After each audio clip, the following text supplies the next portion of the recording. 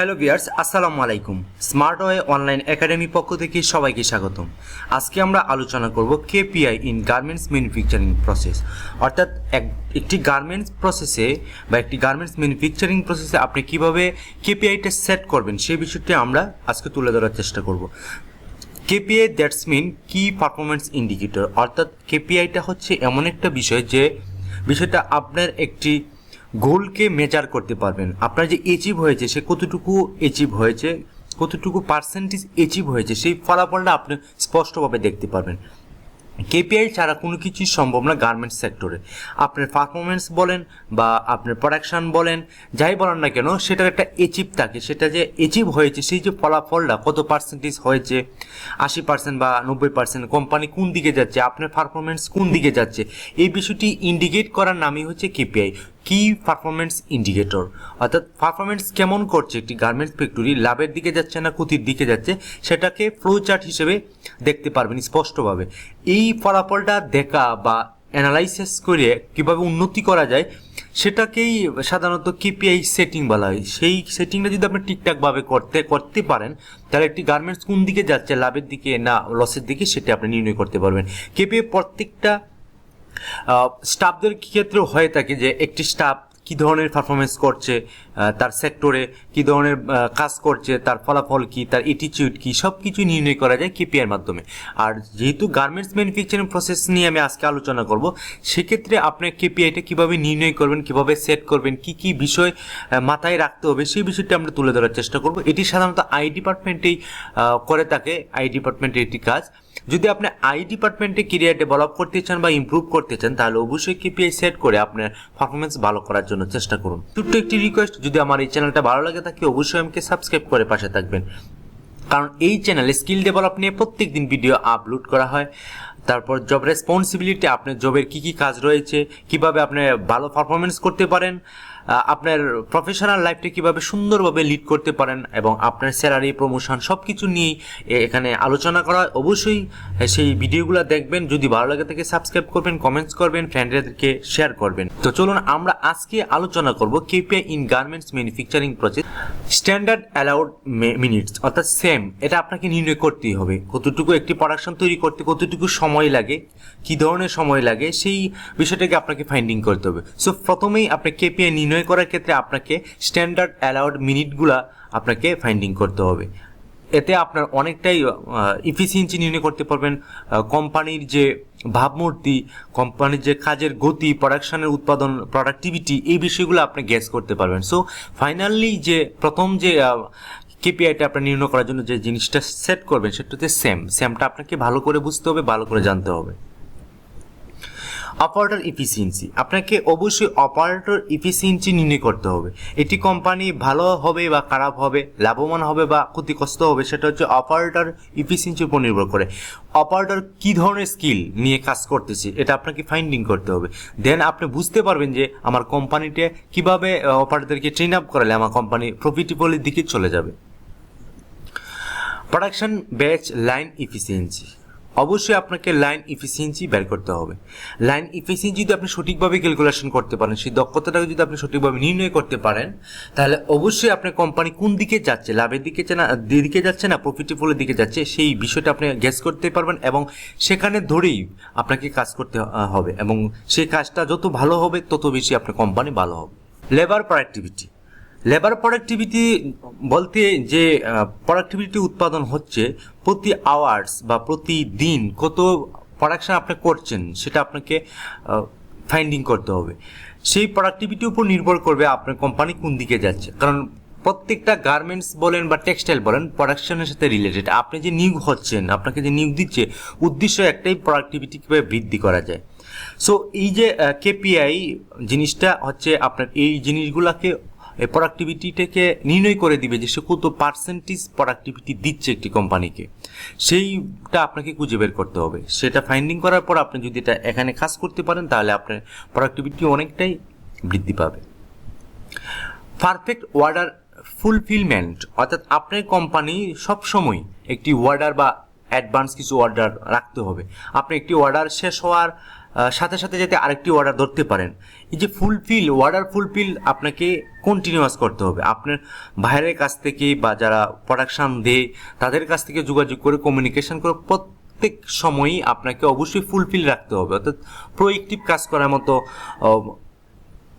সময় আপনার হাতে থাকতে হবে। আপনি একটি অর্ডার কমপ্লিট করলেন, দেন আপনি আরেকটি অর্ডার আপনি পেলেন না, এতে আপনার কোম্পানি অনেকটা সময় অস্টিজ হয়ে যায়। সেই জন্য আপনি সবসময় আপনি কীভাবে অর্ডার ফুলফিল রাখা যায় বা কাজের প্রসেসটাকে ফ্লো রাখা যায় সুন্দরভাবে, যাতে প্রোডাক্টিভিটিটা হয় একটার পর আরেকটা, সেই দিকে আপনাকে খেয়াল রাখতে হবে। আর পারফেক্ট অর্ডার ফুলফিলমেন্ট খুবই ইম্পর্টেন্ট একটি বিষয় গার্মেন্টস ম্যানুফ্যাকচারিং প্রসেসের জন্য।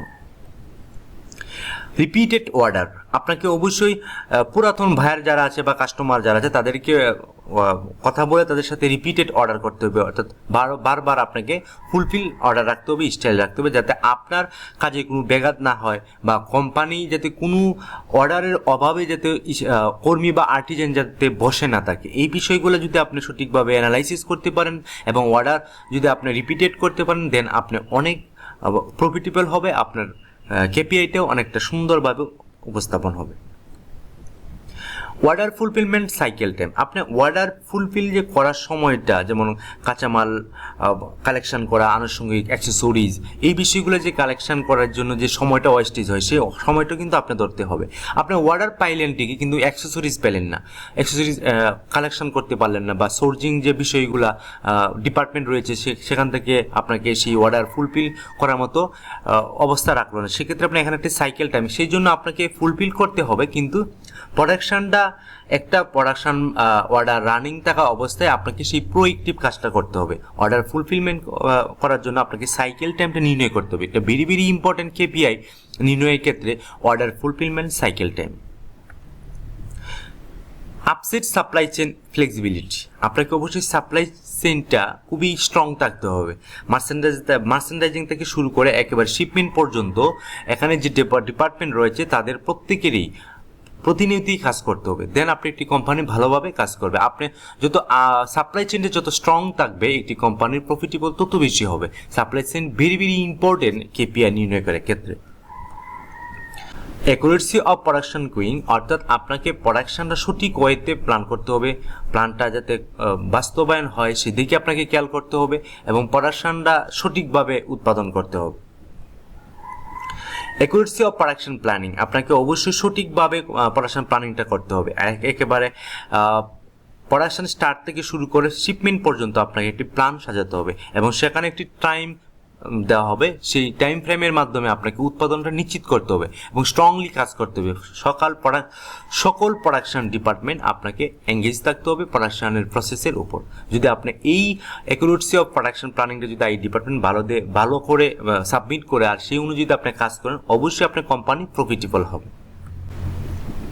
অ্যাকুরেসি অফ মেটেরিয়াল প্ল্যানিং, আপনি প্রোডাকশন প্ল্যানিং করলেন কিন্তু মেটেরিয়ালস আপনি পেলেন না, অ্যাক্সেসরিজ পেলেন না, রস্টোরে যে অ্যাক্সেসরিজ আছে বা যদি অ্যাক্সেসরিজ পেয়েও থাকেন সেটা অনেকটা ত্রুটিযুক্ত, সেক্ষেত্রে আপনাকে কিন্তু প্রোডাকশনটা বৃদ্ধি পাবে না প্রোডাকশনটা। সো আপনাকে মেটেরিয়াল প্ল্যানিংও করতে হবে, সেই প্ল্যানটা অবজারভেশনে রাখতে হবে। রস্টোর থেকে সেটা কনসার্ন পারসন তারা অবশ্যই সেটা অ্যানালাইসিস করবে যে কোনো র ফেব্রিক বা অ্যাক্সেসরিজ বা ট্রামস যদি না আসে থাকে বা আসলেও যদি কোনো সমস্যা হয়, সেই সমস্যা নিয়ে আপনাকে কাজ করতে হবে। Sourcing time very important KPI in garments ম্যানুফ্যাকচারিংয়ের একটি point, sourcing time. Sourcing times that's mean যে ফেব্রিক বলেন বা রস্টোর থেকে কালেকশন বলেন বা অ্যাক্সেসরিজ বলেন, আদার্স বিষয় রয়েছে বা অথবা সেকশন ট্রান্সফার অথবা ভ্যালুয়ের অ্যাডেড করা, ফেব্রিকে স্ক্রিন প্রিন্টিং করা, এমব্রয়ডারি করা, টাইডাই করা, ব্রাশ করা, এই বিষয়গুলো যে ট্রান্সফরমেশনে যে সময়টা যাচ্ছে সেই সময়টা কতটুকু ব্যয় হচ্ছে, সেখানে কি স্লো হচ্ছে কিনা, এই বিষয়গুলো সাধারণত আপনাকে নির্ণয় করতে হবে। সোর্সিং টাইমটা খুবই ইম্পর্টেন্ট, কারণ একটি সেকশন থেকে আরেকটি সেকশনে ট্রান্সফার করার ক্ষেত্রে অনেকটা সময় যায় বা অ্যাক্সেসরি সোর্সিং করার ক্ষেত্রে যে একটা টাইম থাকে সেই টাইমটার মধ্যে অনেক সময় যায়। সো এই বিষয়গুলো যদি আপনি সঠিকভাবে ক্যাপচার করতে পারেন, দেন আপনার প্রোডাক্টিভিটিটা অনেকটাই বৃদ্ধি পাবে। সো এই ছিল কেপিআই ইন গার্মেন্টস ম্যানুফ্যাকচারিংয়ে। যদি আপনি এই প্রসেসগুলা যদি আপনি ফাইন্ডিং করতে পারেন এবং সঠিকভাবে যদি কাজ করতে পারেন প্রোডাকশন টিম নিয়ে, তাহলে অবশ্যই আপনার কোম্পানির প্রোডাক্টিভিটি বৃদ্ধি পাবে। আর যারা ইতিমধ্যে আই ডিপার্টমেন্টে কাজ করেন তারা অবশ্যই এই বিষয়গুলো নিয়েই কাজ করতে হবে। আপনি যত বেশি এই বিষয়গুলো ফাইন্ডিং করতে পারবেন, তত বেশি প্রোডাকশন ইমপ্লিমেন্ট বা প্রোডাক্টিভিটি অনেকটা বৃদ্ধি পাবে এবং কোম্পানি অনেকটা প্রফিটেবলের দিকে যাবে। আপনার কোম্পানি ভালো থাকবে, আর আপনার কোম্পানি ভালো থাকলে আপনার স্যালারি ভালো হবে, আপনার পজিশন হবে। সো আপনি আই ডিপার্টমেন্টে জয়েন করতে গেলে আপনাকে ওই বিষয়গুলো নিয়ে মাথা কাটাতে হবে, এটাই হলো বিষয়। কারণ আই ডিপার্টমেন্টটা একমাত্র থিঙ্কিং করে, ক্রিয়েটিভিটি বের করে, নতুন নতুন আইডিয়া বের করে, কিভাবে প্রসেস ডেভেলপ করা যায়, কিভাবে প্রোডাক্টিভিটি বৃদ্ধি করা যায়, এই বিষয়গুলো নিয়ে সাধারণত বেশি কাজ করে। সো যদি এই ভিডিওটা ইনফরমেটিভ হয়ে থাকে তাহলে অবশ্যই আমাকে সাবস্ক্রাইব করে পাশে থাকবেন। তো এতক্ষণ ভিডিওটা দেখার জন্য অসংখ্য ধন্যবাদ। আজকে এই পর্যন্তই। ভালো থাকবেন, সুস্থ থাকবেন। আল্লাহ হাফেজ।